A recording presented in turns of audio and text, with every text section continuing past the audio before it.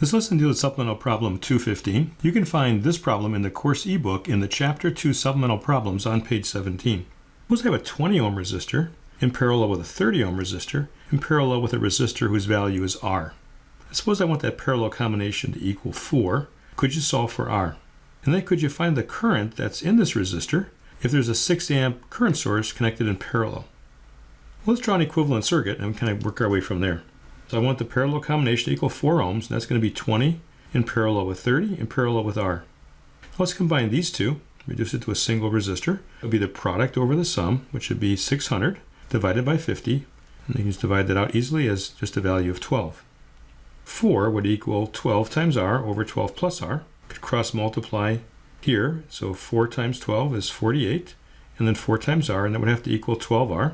Bring the 4R here, you get 8R. And then 48 divided by 8 would be the value of R, which is 6 ohms. Okay, now put a current source of 6 amps in parallel with this. And we could use our conductance current divider, which would be the current in the 6 ohm resistor is the conductance, 1/6, divided by the sum of the conductances, which would be 1 over 20, 1 over 30, and 1 over 6. And then multiply that by the 6 amp source. Let's multiply through by 60 over 60 and get rid of all these reciprocals. 60 divided by 6 is 10. 60 divided by 6 is 10. 60 divided by 30 is 2. 60 divided by 20 is equal to 3. 6 times 10 is 60 divided by 15, and that's just equal to 4 amps.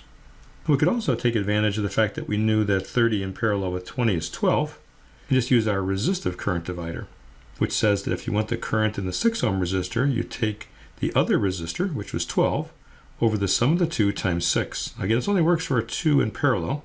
But in general, we can reduce circuits to just 2 resistors. In fact, that's very common.